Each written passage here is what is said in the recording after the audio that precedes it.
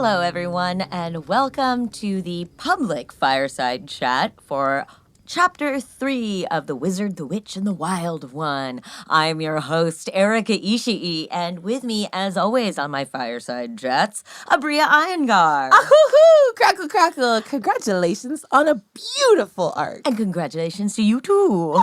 Thank you. Congratulations. And here, our fearless GM, Brennan Lee Mulligan. Hoo-hoo, crackle, crackle. Thanks for listening to Chapter 3, y'all. We're so happy to share it with you. We're very happy to share it. And speaking of sharing, our most shareful friend. Am I myself when we do these? Usually, No, yes. I think for the first one. Yes, no, you're always yourself when you do this. Am I? Yes. Well, I am. Your eyebrows are doing something crazy right now. Because it's me, Lou Wilson. Yay! He's ripped off a mask. For those that might be wondering about what the hell we were just talking about. Why I don't know if I'm me. Which, in a sort of existential sense, I guess Yeah. all of us wonder from We're time to time. constantly Who am I? questioning. Yeah, identity is a project. Who am I? This Exactly. is a safe space in which to do so. Totally.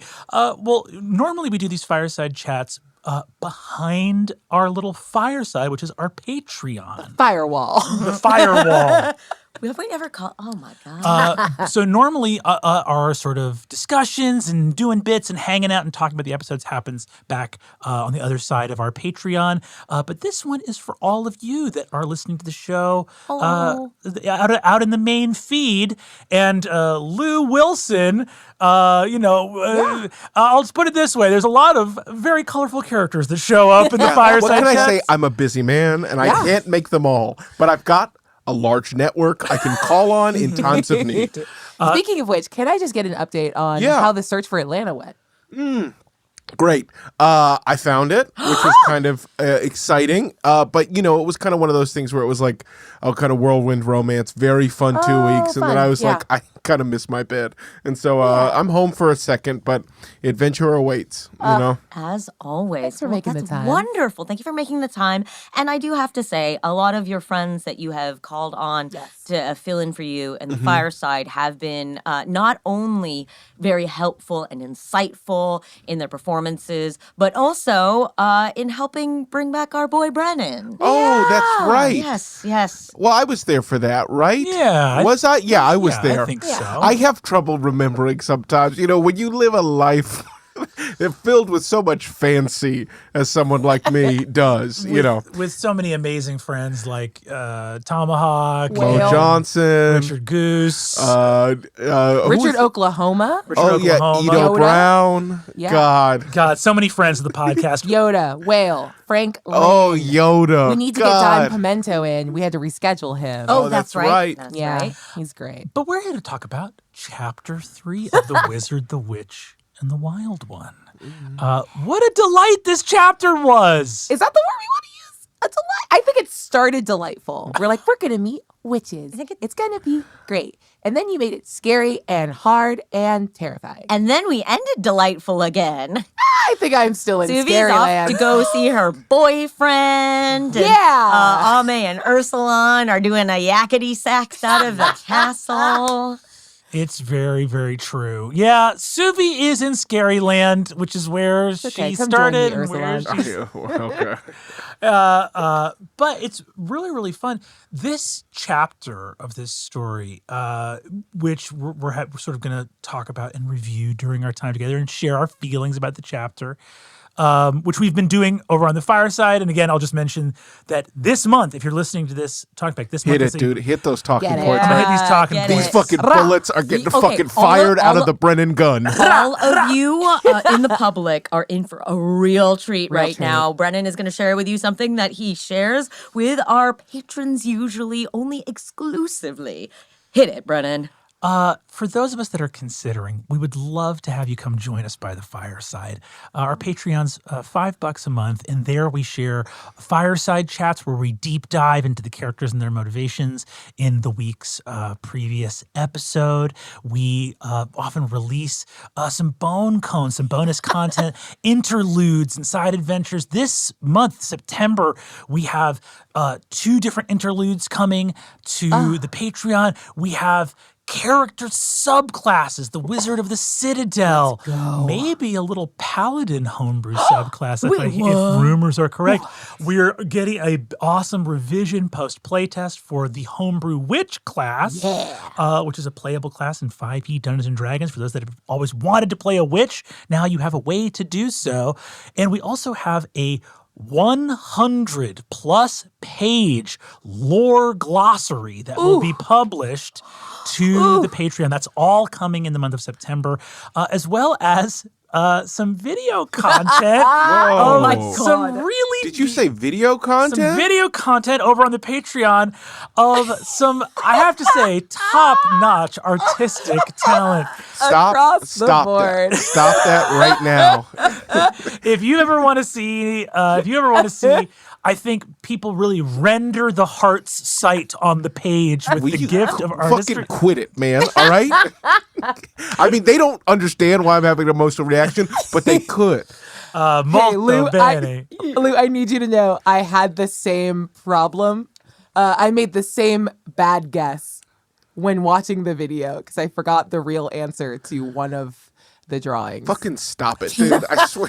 Also, Aabria is such an amazing artist. It's truly, It's unbelievable. you're in for a real treat. Don't put that If you on get me. on the Fireside, you will watch an artistic ability emerge that is just unfair in addition to all of Abria's many We talents. were all doing a little bit. We were doing a goof. That's truly what it, like, I thought we were all having a goof, and then I quickly found out that my friends are actually quite talented.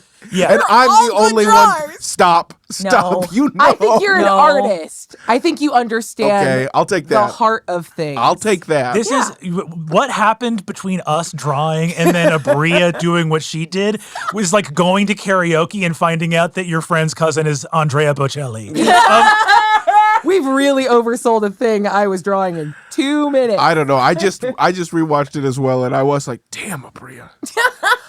So much fun stuff is going to be by the Fireside on our Patreon. And whether you join the Patreon to get all that amazing extra content and to help support the show and help support the people who make it, including our, not just the four of us, but our amazing producer and production staff and all the awesome people that work at Worlds Beyond Number and Fortunate Horse, we would just be delighted to have you come by.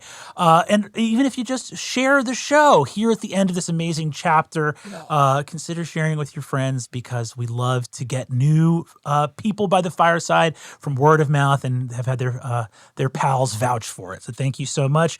Every time we sit down at a Fireside, I strap in the vest of we are going to work. It is time to promote the podcast. There it is. You're And you just do so it beautifully. good. Yeah. We Hey, appreciate you, Brennan. And we appreciate all of you listening. Wow. That was an Look at alley that. oop. Oh my God. Dang.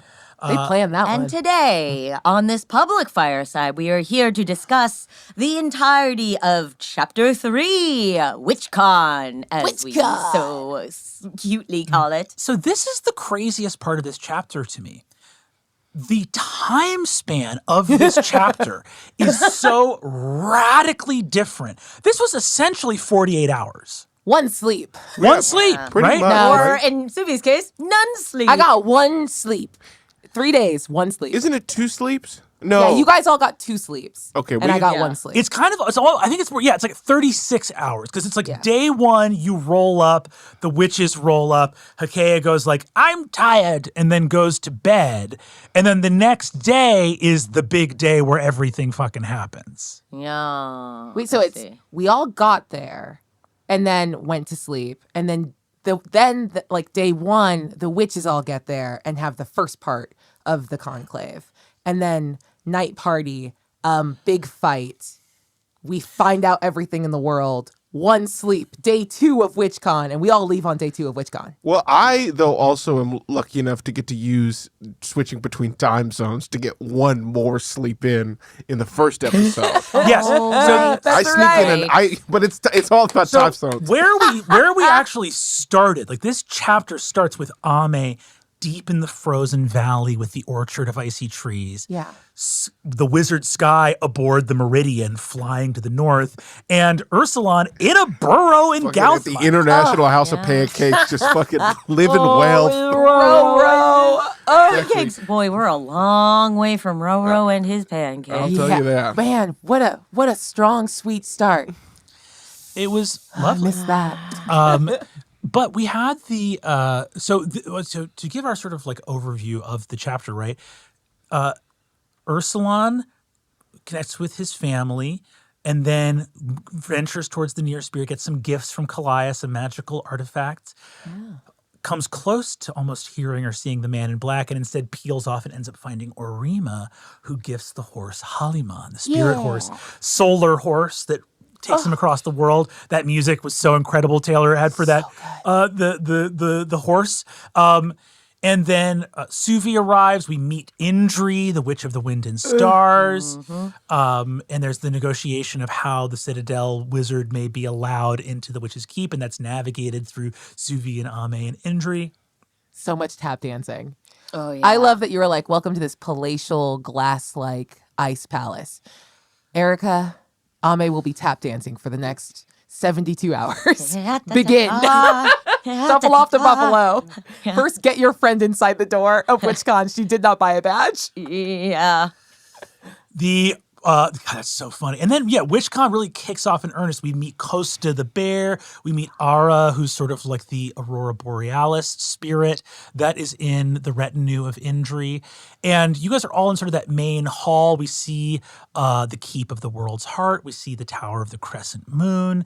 And then the other witches arrive. Grimoire and Hakea arrive with their retinue, Socorro and Badze. I thought they didn't arrive till after the first night. No, I think you guys get there earlier in the day, see your chambers, and they arrive that night, I think. I could be wrong. Well, Ursulon arrives first after interrupting a very tense moment between Suvi and Ame. Yeah, Suvi doesn't sleep until, I don't think so at least, but maybe I'm wrong.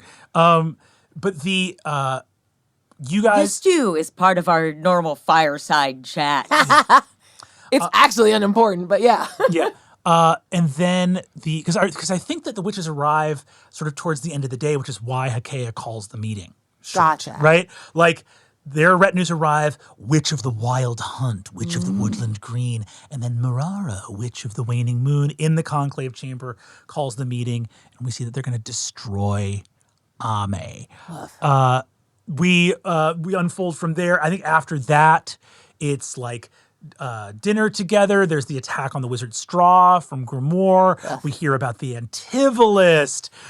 We go to the Library of Stars, the music box, the scarf with Neef and the scarf. We find the scarf? A bug and the scarf. And I think for non-Fireside patrons who might be listening to, I don't think they probably haven't heard us discuss at length the fact that Aabria was fully Manchurian candidate and that we had no idea the entire time. That's right. And we're just watching Aabria be like, what if we all sang a song at dinner and going, what the fuck are you doing? Well, yes, of course, we should sing together. Truly some hoodwinkery by two persons at this table that I may never forgive.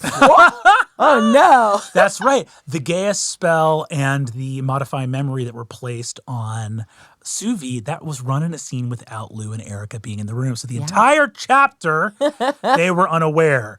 But it makes for very good fireside content, y'all, because when Suvi's sort of plan, now that it's understood, watching my friends go, that's what you were doing?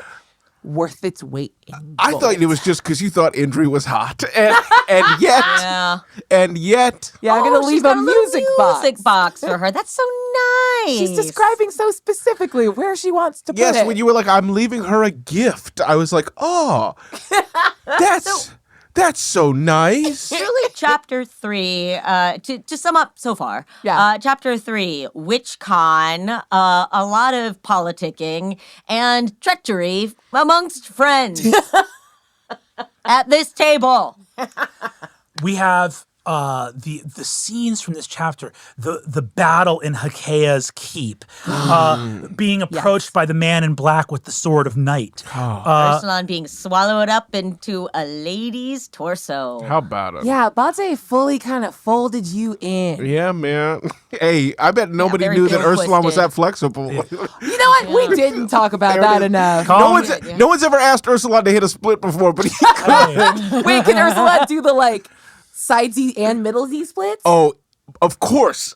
Ooh. But he can do the sides he has to kind of get into, but the middly he can do the full kind of jump into, you know? Dang. Yeah. Wow. Yeah. You know, hey, he's a spirit, you know? Wait, Gorgeous. so are all spirits flexible? I don't think so, but I think Ursulon is especially bendy. Oh, nice. He is his father's son. There it is, exactly. We had following that, we had, of course, the vote for this. We had the Library of Stars, and that information came together with Ursulon and Suvi to discover the nature of the Covenant of Elders, Yawola, the Tree of Worlds, the Wand of Covenant. And Wow, then we did a lot. We really did a lot in 36 hours. Yeah. covered your tracks with Vandal the Ink Let's Demon. go. Yes, vandalize. Teth met the Antivolist. I don't like them. Cute. They are very cute. though. They're so. I'll kiss them. And kiss them. I'll kiss them, but I'm not a fan of their ideology. And then we had the vote. Ame's station was not destroyed. Unanimous vote. My first vote. I wonder what. I'm excited to see which way he'll go. Yeah. God, so fun. After which we saw the presentation of the Antivolist, the lenses of the Derrick of the Scepter's Chorus in Port Talon, and powerful confrontation between our heroes in the Keep of the World's Heart about the future of Umor, the nature of the Citadel, and the Covenant of Elders joining the Man in Black to wage war on the Citadel. A second vote was held, and the Coven voted for war.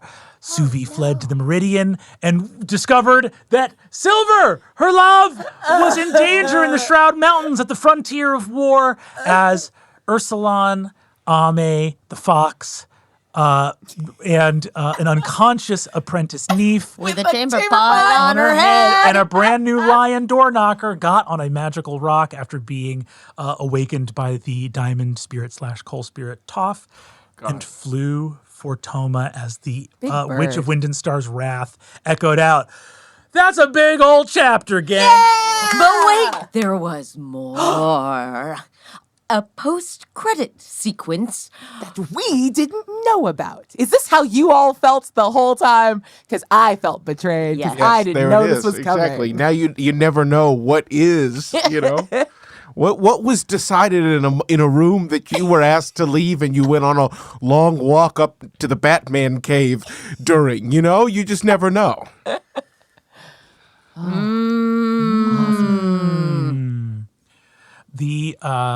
There was so much delight in all the little hidden pieces of information. The scene between Suvi and Steele, that last little post-credit scene with the Man in Black there in Brockvale, back on the Isle of Akam. I want to kick us over to our first question. Thank you for everyone who submitted questions. Yeah, thank you. This first one comes from Abigail. Thank you, Abigail. When you think back to the very beginning, what are the aspects of your character's arc or growth that surprise you most or make you most proud in this chapter? How did the characters change this chapter? You're not allowed to go first, Aabria. No, Okay. kidding. No, you go. You can That's go. okay. You can go. I mean, you can go first. You should go first. Sure. I think it's nice that we just wrapped the chapter because for me, for Suvi, it was the acknowledgement of the justification machine and the decision to go click and turn it off and be fully present for everything that was said in the letter from Silver, not just close to dropping a really important L-bomb that Suvi just desperately needs to hear, but realizing that there were things about the Citadel's intentions that were shared there that Suvi would normally just go, war be warren, and instead going what is happening and what are we doing? Yeah. So that's my answer. Respect. Her friends taught her to care. It was a bad fight and not fully resolved, especially between Suvi and Ame. But like with a little bit of time and safety and like processing, the point remains like, look at the Citadel, see what they're doing. And if it's as bad as Tefmid is saying and like the witches are believing, do something about it or walk away. Keep your promise to your friends.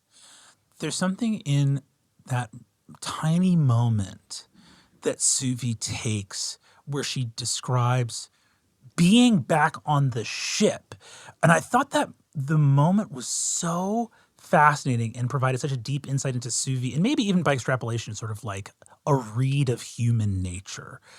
Suvi, on the back foot, exhausted, in deep danger in Indri's castle, is in full-throated defense of the Citadel. Gets on the ship, just bodies Rasper to the ground, asserts her authority, has Sworn come back in and be like, we've got your back. Commands the ship to change course, and that ship fucking changes course and has a list of every promise you were supposed to keep, you kept. It is not the feeling at the end of chapter 2 where your friends have escaped, or the feeling of chapter 1 where you didn't keep Port Talon on ice. We see Suvi keep it on ice, no pun intended with this North Pole chapter. So the fact that Suvi gets to the place of ultimate security, ultimate status that she has achieved thus far, earned status where she has like not only the station, but the authority and commands the respect of people underneath her. And that is the moment where she says, I turn off the justification machine. What was that moment about? Why do you think that is the moment of, because I know you're saying like her friends taught her to care, and obviously it's informed by those experiences in The Witch of Wind and Star's castle, but I thought it was so fascinating to depict someone opening room for doubt, not at their lowest or most frightened point, but actually at the moment of utmost control and comfort. I think it has to do with exactly that. And there's also that idea that when you're fighting for the ground that you feel like you have to defend, you're like, God, if my friends had just listened to me, Port Talon would have been different, or the exit from the Citadel would have been different. But she never had the proof of her own like competence in that way. Like the first time we meet Suvi, she wants to prove herself. And I think it was at the end of this arc where she's like, I kept a promise I don't remember, and I kept them safe, and I saved like my crew that I could, and I locked it in, and I wasn't overly ambitious to go do something crazy with the wand, even though I wanted to so bad. I got it done. And now here, I know that I'm right when I say I can do this. And I think there is something in the like internal security of like, I am on my throne of I trust my mind and my ability to get shit done, that now I can like turn on doubt and feel like I can weather whatever that will be, because I'm strong enough and smart enough to handle whatever will come of that like curiosity turned on my home. Yeah. I definitely have felt that in my own life, where if you feel like you owe a bond of loyalty to a person, an institution, think about like friends where you're out in mixed company, a friend of yours gets criticized, you leap to their defense and you're like, hey, I'm sure this is a misunderstanding, we can work this out, and then get in the car and drive home, and on the drive home you turn to your friend and you're like, what the fuck did you do? Like, yeah. 1,000%. Yeah. I really think there is those concentric rings of belonging and mutual obligation and loyalty, and how you like manage those. I don't know. It just felt so profoundly true. I never would have foreseen that, but I just love that moment of my friends have asked me to at least be critical, and I am going to begin that process now at my apex. And it kind of made me go back and go like, yeah, there is sadly like an unreasonableness to ask that level of scrutiny from someone who's scrambling for their very life. Yeah. You know, like, because that becomes like, well, if she commits to it, then the like critique and ire only lasts as long as she feels bad about the Citadel. Like, that's not a permanent change to her disposition. If you go from my high point, I am different now. I've done everything. I know I'm going home. If I just go home right now, big party, probably a fucking parade, maybe. I don't know. It's going to be great. That's the moment where you go like, I'm different and this will weather highs and lows because I've put this on myself when I could load it. Like, I could load it and it can become something internal to me all the time and not just a reaction. I love that. For Ame or for Ursulan, what feels like a growth in this chapter? Ursulan has aim, baby. I think there's something, it's funny to do like the whole recap because it is like, it feels so fitting that Ursulan finds aim in the chapter where he finds home, where it's like the space is created for him and there's that comfort that comes at the beginning of the chapter that of course is the foundation that once Ursulan learns about these issues around that Tefmet is revealing kind of just a glimpse of, that there is this now desire to be like, I can take more on or want to do more because I now have a foundation that's not just, I hope that these two people will let me hang around them for as long as they, aren't so taken by their institutions that they have space for me. There's just this like kind of like, okay, what's up? I've got that beautiful home in Gauthmai. I can go and ask for more from myself and from the world. God, I love that. There's something again, just making realizations even as we're sitting here, like the fact that Ursulan's big like gain is aim and like the symbol of it is like that compass and you got it at the magnetic north of the world is like, sometimes things just hit and you're like, fuck. We got layers on layers on layers. Y'all want some motifs? So it just feels, I think it's chapter 3 feels like such a turning point in this story, kind of in the larger sense, just with how potent all three characters feel. And I think that's reflected in Ursulan in this, like, what's up? I'm no longer just like somebody's protector. I'm that. And in addition, I have my own wants and needs. It's so interesting because we talk a lot about the games that we play and the framework of our storytelling being aided and abetted by the mechanics of D&D. And I think it's interesting that thus far, in Arc 3, our characters are still young. They're early 20s, and they are still what we would think of as lower level, but are starting to come into themselves emotionally and mentally and in terms of navigating the world around them, and that the mechanics have slowly started to tell that story as well. Suvi's secrets for Dear Public, the Wizard of the Citadel subclass, it fucks so hard. And you would know that if you joined the Patreon. Yes, during this month it's when we drop it. The idea of knowledge being power and having the design of it reflect that, and then of Ame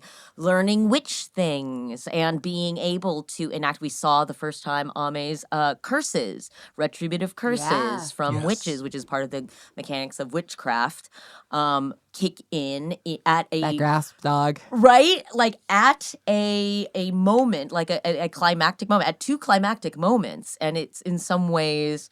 Both in a storytelling manner and finally in a combat manner. And Ursulan getting the kind of gear that a gearhead would need to put him on his quest. Gearhead, dude. Absolute gearhead, Ursulan. Ursulan's just hunting for artifacts now. How many swords can a can we get you some extra arms? So you have Yeah, extra and swords? Ursula knows that in this world there are +1, +2, and +3 swords, and he knows he needs a +4 sword because he's already got a pretty dope sword. Wavebreaker! Yeah, dude. Oh, the minute I can gear up. Wavebreaker's like an artifact, and you're like, anyway, I bet they get better. Yeah. I think you can get something with a little more juice in it. Well, for sure. But Wavebreaker, it's also about the utility of it. Like Wavebreaker's a +3 sword. That's his. I mean, I'm not saying I get rid of it. Ursulan's always been bound to be a 2-sword guy. All right, let's get real. I'll say this: Wavebreaker is clearly like a gentle great spirit sword because it's like remove curse, dispel magic. It's the sword's whole energy is, hey man. Hey man. Whereas that sword of night, who knows what that's got going on? So cool. Can cut the apple from a man's eye and the spring from his step.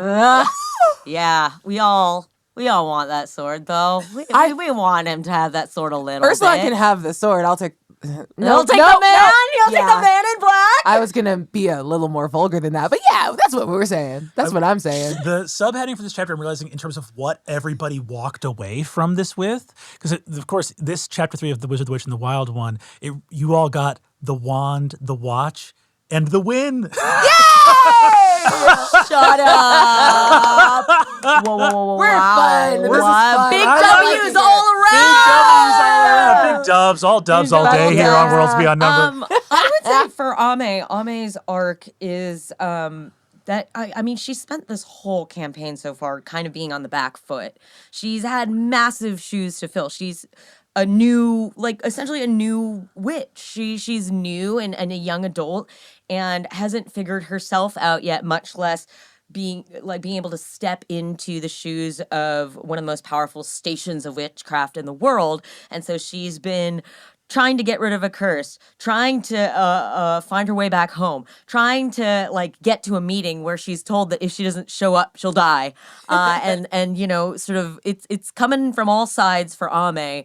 And I think by the end of this, understanding her power, it all came together. With all of us, you know, we started out in the North Pole, absolutely on the back foot, with these mean witches and trying to kill Ame, breaking open and drinking one of the wizards in the retinue. Too soon. I know. Pour one out of the wizard straw. Pour one out of the wizard straw. Yes.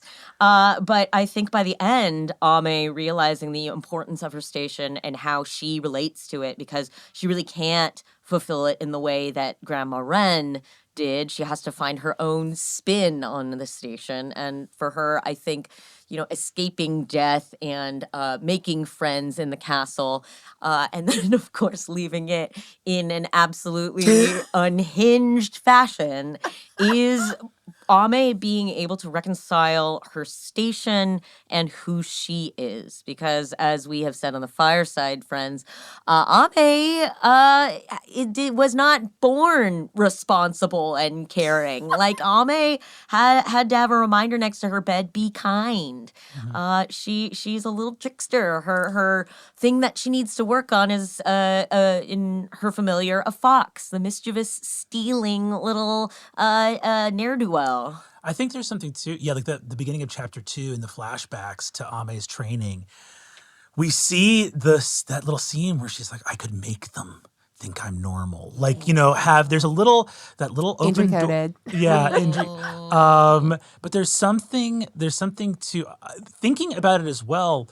We see Wren, you know, how much, so we meet her in the children's adventure. By the way, for those listening that have listened to the public episode, if you remember the very first episode of the podcast where we see the little interlude of the characters as children, we have 8 full, beautifully scored and sound designed episodes that are the full story of the magical summer where Suvi, Ame, and Ursulan all met and became friends. That's all available on the Patreon, on the Fireside. And $5. It's one of the best straight up that I've ever been a part of. 100%. Sign up for a month and then listen to it and then bounce. We recommend anything you want to do. We're totally fine with that. Come check out the stuff. We have some amazing stuff on the Fireside. We just want you to come hang out and see it all. And the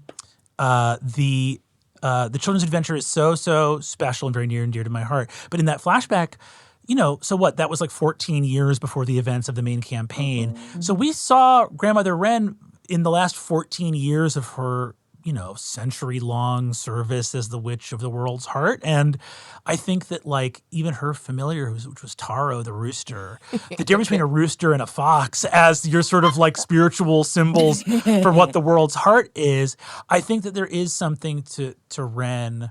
And obviously, I think Wren is, I love Grandmother Wren so much, and she's such an important mentor figure for Ame. For Ame's arc in this, people were asked to question a lot of things here.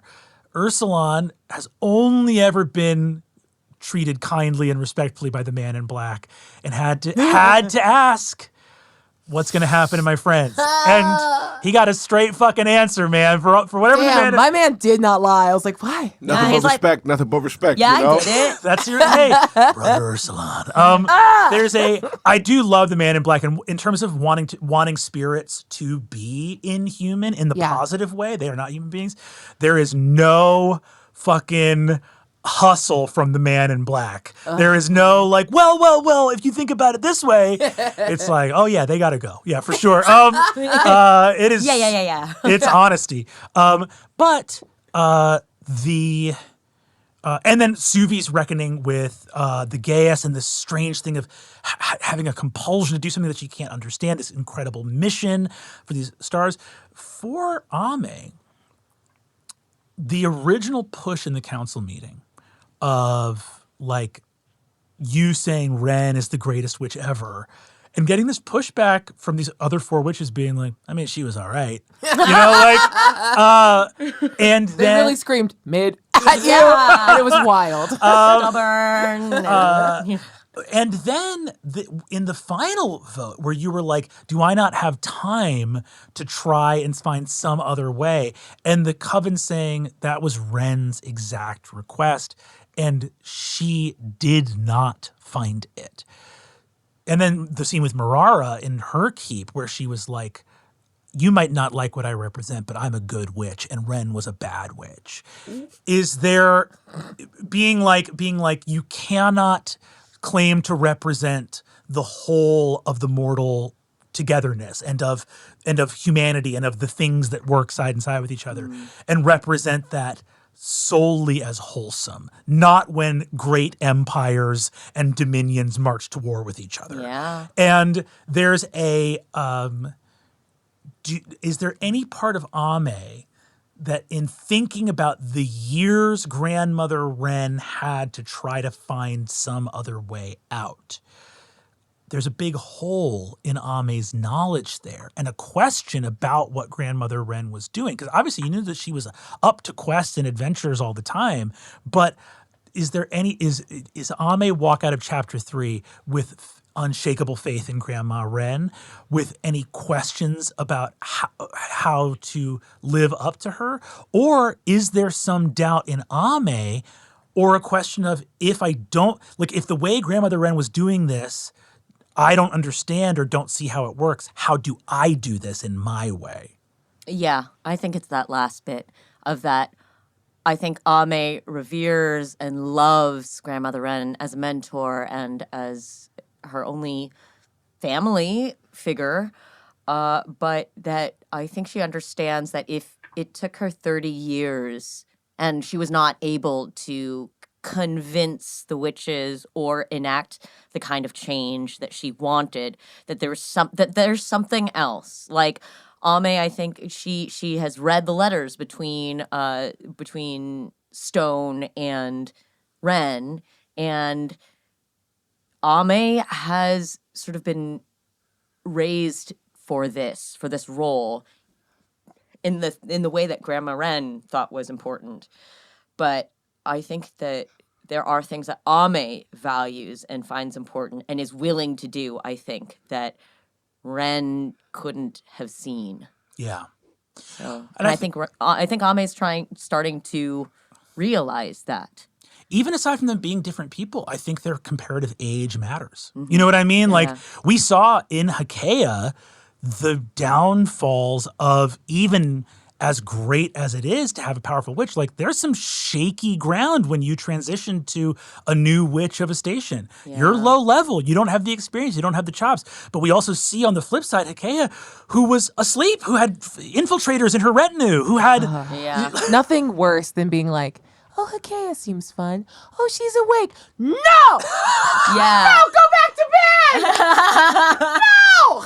Well, and I think what we saw with that too, and the whole problem with having people with not having fresh blood in any administration is that you lose touch. Yeah. You lose touch with the world, you lose touch with what is possible. You don't want to act, you want to take your time, or when you act, you make these broad sweeping generalizations. Like the Elder Coven is just really old, really like famous comedians that used to do stand-up that have come back now, and you're like, none of your material is relatable. Yeah, Boo. it's true.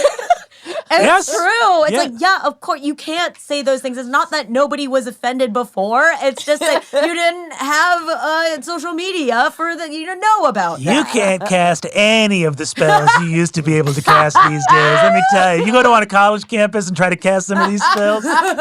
All the wizards, they yell at you.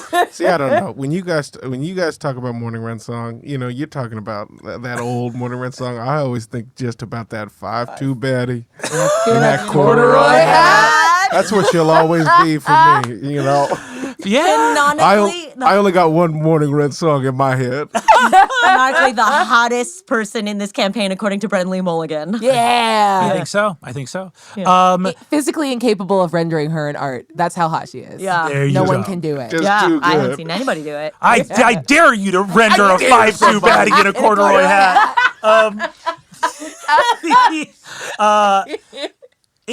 I think too that like even looking at Ame's adventures, it feels like, zooming out for a second on this chapter, because it was so fun and it was so, again, like wild how short the time frame was and how much was accomplished. It also felt like a kind of adventure I haven't done for a very long time in D&D, which is the idea of, as whimsical as this wasn't a palace of ice, this was a like political intrigue chapter. Yeah. It was a spy political intrigue. This was like the kind of King's Landing vibe, but just without sort of like grotesque steeple-fingered like power, my liege. Like a lot of those. Chaos is a lot of. Yeah, chaos is a lot. Like a lot of those stories are like oops, all Grima worm tongues. As opposed to. Oh, sorry, hold on. I don't get that reference. Come on, we were there. I don't think shouldn't we have saw said that one. Brad Dourif, Did no you just- eyebrows. Did you just hard stop the podcast Yeah. to go, wait, hold on, I missed my cue. I missed my cue. I missed the on-ramp for my bit. But to zoom out, the global implications of this adventure, right? The Citadel now firmly knows the Coven of Elders. That wrinkle of power has been like explored by an agent of the Citadel. The Library of Stars captured, right? I want one in my house, in my tower. So Moreover, I will say one of my partners made a meme that's like, you wouldn't download a star, would you? I love it. Yeah. Totally. We hard drive copied Outer Space and we're out of there. But I'm sorry, go. But also, Sly's prophecy Yes. was fulfilled. This was this is what I wanted to talk to you about. So let's use that as the how did it feel setting up in no uncertain terms? Like it wasn't vague enough prophecy that anything could fill it. Like how did it feel in the execution of Arc 3, like landing and nailing Sly's prophecy? Because at one GM to another, prophecy is it's fun and scary because all of a sudden you're like, it's like a sticky note on top of your game where you're like, gotta make sure I'm not dropping the ball on that. Yes. I think that the nice thing you do, the way that I felt about Sly's prophecy was looking back over it, the prophecy he gives in chapter 2, the things that were actionable for you guys were firmly on the side of things you would do anything to avoid. In other words, if you make a prophecy that's like, the next time you go get ice cream, you're all getting pistachio. That is a thing where the PCs are like fuck I am. I'll get mint chocolate chip to prove a point. But the idea of... That's my favorite. What are you saying? But being like, hey, a failure to do these things results in Ame's death. And the fact that is close enough to a prediction as a prophecy. In other words, once you realize that he's telling the truth and that there is clearly a conspiracy to destroy Ame, then avoiding it is more about using the prophecy for the information it communicated than it is about whether it comes to pass or not. In other words, if I give you a prophecy and I'm like, I've seen the future, a train is barreling down the track you're standing on, and your shoes are stuck. But if you reach behind you, there's a rope back there. We cut back to you in the moment, and you're like, well, I sure as shit can't move my feet. And there's the train. It's not unusual for you to look for that rope I mentioned. Fair. Right? Does that make sense? Yes. In terms of how you construct prophecy, I think constructing prophecy is the same thing as constructing adventure paths in general, which is follow not your logic of the scene you want to see, follow the logic of what your players are going to want to do. Yeah. If I'm thinking about your guys' wants and needs, that is the path the water wants to travel down. That's where the groove is. Yeah. So I think that's the trick with prophecy. But how would you know, Brennan? How do you know? Typically, people don't want to die. Typically, people want their friends to be okay. And also, we've played a fair amount of games together, so I feel like at this Do point... you feel like you have good, like, LLMs of, like, each of us? Oh, yeah. Yeah. Oh, That's yeah. one of my favorite things where I'm like, I think I can do a You don't reason. fucking know me. The capacity try, of bro. surprise will Just never try. go away. I swear to God, if I had a note paper in front of me, I would have written down, Lou has a problem with this. Of course. I would have Oh, written- fuck What am you, I dude. gonna No, say? no, that's not cool. That's not cool, dude. Even your rebellious streak is Stop. predictable, No, Mr. you Wilson. can't just say that. You're just saying that. Fuck you, dude. I'm We fucking edited out. these podcasts. I would edit in right now a supercut of all the times that Brennan has called a Lou shot. Taylor, if you do that, I'll fire you. Can't do that. I'll figure it out. I'll figure out a way to fire you. The idea of, but yeah, so that coming true for Sly, and then on the flip side of that, it feels like this huge global turning point for the Citadel, and in fact, again, this is Allegedly. Yeah, I have not seen enough proof. yes, but this is any. No, but I mean a turning point for the Citadel in terms of like what of the mirrors, right? Yeah. But it's a huge victory for Suvi. It is something that Suvi has had wins in the previous chapters, but those were wins on her personal efforts as a hero. Yeah. This was as an agent of the Citadel, you succeeded. And on the flip side, Ame saved her station. Saved the station of the world's heart. And I think what's also crazy is in Suvi being the counselor and advisor to Ame here, you saved your friend, and saving your friend was a direct precedent to the Coven not achieving unanimity in its vote to go to war. So, and then with Ame preventing unanimity for the Coven to go to war with the Man in Black, and again, getting these getting this wand of Covenant, which feels like you are the only other person that knows what Indri truly wants for the Covenant of Elders, which is for all of you to go away, and you now have the fucking whack-a-mole wand to run out here and Just make witches. I can just make them. just make them. But you don't want to destroy your coven because you could just snap it. And it feels like a lot of Suvi's stress would go away. Just a thing to think of. Does Ursula? I never pitch Suvi's thoughts to Ame, do I? I don't think so. I never I don't think not yet. No, and you haven't pitched the thing about the chalices either, Yeah. which Suvi mentions at the end. Yeah. But I'll also say, and then for Ursula as well, whose very first steps into the world of Umora were about a quest. Finally, you have a ticket to a train in a far-off land, and you have and you have a watch that lets you find those in need. And a bridle that lets you hitch a ride. on truly, The bridle's high key my favorite thing. That's so fucking fun. anybody who's down, it's like, what's up, bro? Yeah. what's up? What you thinking? What you think? Can I get a ride real quick? So could that work on what else could that bridle work on? It could work on. You said The Man in Black. Well, see, Giddy up, cowboy. Shut up! Yeah, Stop it! I'm on the wrong side of this. save a spirit horse. Right, cowboy. Ride a spirit Let me be so cowboy. clear. If Ursulon was like the cost of me like buddying up to the Man in Black and getting his very cool sword is Suvi's death, but she'd be like, how hot is he? Okay. I mean, okay, like Suvi will take one for the team. That's her brother. Get Yeah, in there. I'm sure we'll get into it. I'm sure that's what chapter 4 is about, right? 100%. Yeah. It's just Ursulon and Suvi. I don't know. I guess he's pretty tall. Question. So like, can you kill me and then he gives you the sword and then you kind of bring me back with lay on hands? Like, do I have to stay dead? Oh, respect. Because like we can get you that. We I can get mean, you that respect. sword. Yeah, exactly. If I could just get revivified, then we're all Yeah, in. then we're dude. fine. Let's get that sword. Okay. We get you a bunch of diamonds. Yes. Let's get Toph back. Get him in here. Oh God, Oh, Toph. sweet tough. Such a good boy. Didn't he like turn into a super hot guy? Yeah. Did you know diamonds That's can exactly burn? what I heard. Super hot. Beautiful, Yeah. beautiful diamond spirit. Wait, can I do a little reveal here in the public Whoa. Oh wait. Oh, because we of a? in the first episode of the next one. Oh, We, do we reveal some we stuff? reveal where. Oh, we do. Okay, so We we'll hold do. off. We'll hold off. Yeah, Okay. yeah, yeah.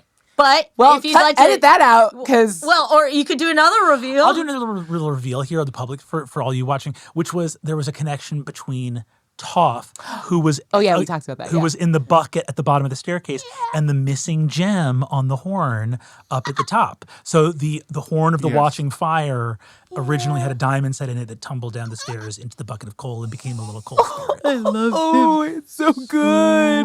Beautiful Toph. He's just a little guy. He like rolled off and went, "Fuck it, I'm cold." Everyone's victory was so of their character here because Suvi's victory was so much about diligence, cleverness, and like that the work and effort and persistence of wizards. Ame's success, I think the biggest Ame's success, honestly, is coming back to the vote on her life and the letter from the Antivalist, Hekea putting an arm on Suvi, Hyrule thanking Ursulon, and just walking in and having these three elder witches be like, are we absolutely getting sunned out here? Are we? We're fucked. We've been fucked in 8 hours. You know. I love that you like had Indri say it specifically too. I was like, this is why you don't give the fucking witch of everyone will like me time to make everyone fucking like her. Yeah, truly. Promise of the premise. Fuck this bitch. Perfect. Yeah, truly. Yeah, really hard to navigate against your friend the power of working together in a democratic system. Yeah. It's a bad look for that to happen. So Indri strat is correct. She's like, I know how to solve this. Coven of one. Coming to one. Yeah. But so that's a and then Ursulon's victory, I think, very much being about like big choices. The choice to turn down the Man in Black, the choice to pursue the Antivalist, right? Like I think that there's a mythological, like the fairy knight, like old Arthurian stuff. The scarf toss. The scarf toss. Oh my Tossing God. the scarf out the window. There just feels like a connection with Ursulon and the idea of making a damn call. Be like, okay, I see walking by the Man in Black side and I understand that this is a large choice and my choice is no.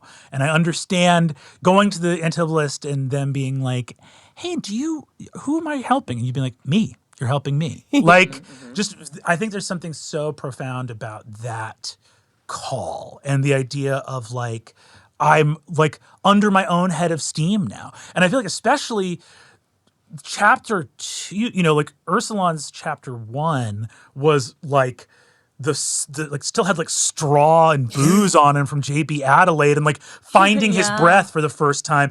And chapter 2 was sort of like, it's like the great thing of like, yes, the journey has begun, and the first step on the journey is doldrums and listlessness. Yeah. Like, okay, good, you're on your way, but what if you stop and had a drink on your way? Like, once, like pull out of your driveway, hit the road, and pull into the first service station. Sit it down. Attack me like this.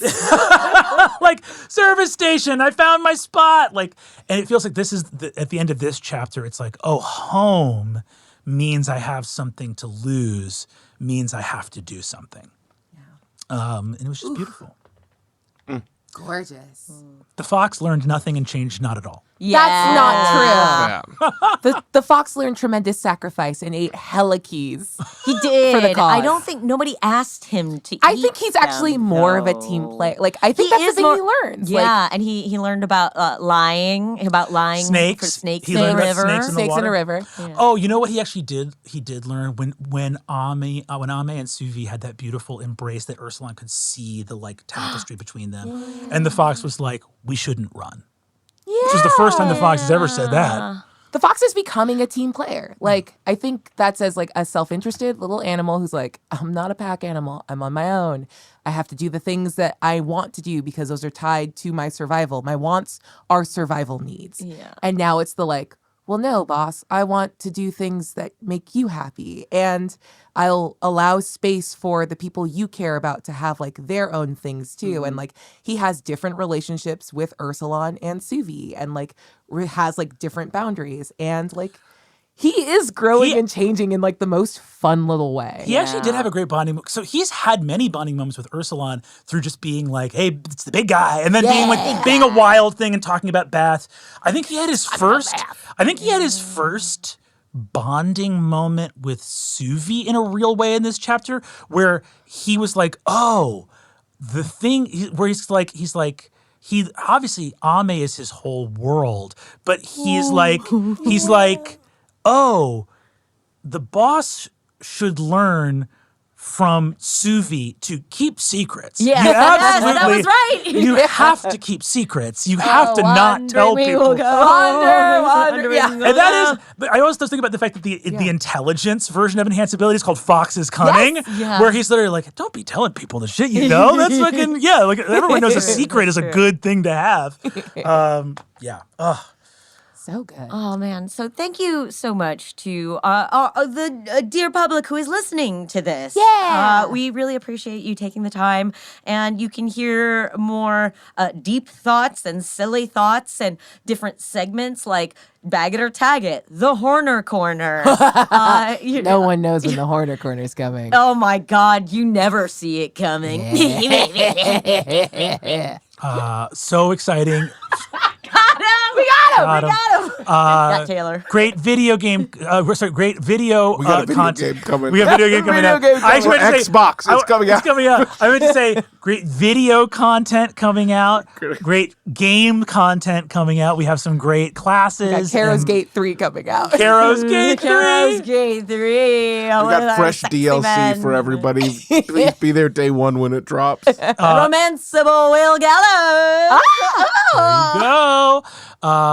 And what a joy and a delight. We never talked about. Okay, sorry, I just realized the one. I know we're exiting. Make this a stinger later. Yeah, we all have our 1 foot out the door and Aabria. Yeah. I just realized the one thing I never asked about this entire arc. Why didn't Ame ask Marara about fucking the Man in Black? That is such a good question. Damn it! Because I want to know, and now we may never get the answer. No! How do they do? What that arm do? What the arm do? That knee's so high up. Well, I'll tell you where you can find that answer. And it's over by the fireside. Yeah, there he is. All right, everybody. Thank you so much for joining us. I'm Erika Ishii. I'm Aabria Iyengar. I'm Brennan Lee Mulligan. And I believe, I'm quite certain, I'm Lou Wilson. But who can say? Good night, everyone. Crackle, crackle. Ahoo-hoo.